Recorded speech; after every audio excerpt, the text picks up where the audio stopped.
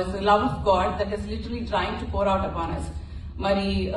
Our thirst, where He was giving us the living water, the eternal life, the same water that He offered to the Samaritan woman at the well, and also the same that He has promised in John 4th chapter 14 verse. Whoever drinks the water that I will give him will never thirst.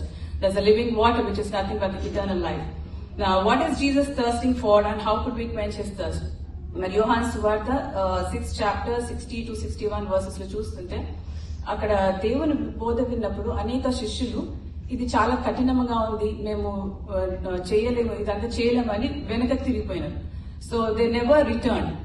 But దాంట్లో కొన్ని disciples, he has one of his disciple Simon Peter ని ముమ్మారు అడిగారు దేవుడు. He said, do you love me? అన్నిటికంటే నన్ను ఎక్కువ ప్రేమిస్తున్నావా? Then he said, yes Lord, I love you. అప్పుడు నా గొర్రెల్ని కాయం అని దేవుడు చెప్పినట్టుగా చూస్తున్నాం. సో ఇప్పుడు మనం ఉన్న పరిస్థితిలో కూడా మరి ఈ వరల్డ్ లో జరిగేది and also the busy life, మనం దేవుని దాహం, how are we able to quench his thirst? So మరి దేవుని ప్రజలంగా, దేవుని శిష్యులుగా మనం దేవుని దాహం తీర్చు వారమలే ఉన్నాం. మరి దేవుని దాహం ఏంటంటే ఈ లోకంలో ప్రజలందరూ రక్షణ పొందాలని. సో మరి ఈ సమయంలో మనము దేవుని దాహం ఎలా తీర్చగలుగుతున్నాం, ఎలాంటి పరిస్థితులను మనం తప్పికొనేది ఏంటి, దేని గురించి తప్పికొంటున్నాం అనేది మనం ఆలోచించాలి.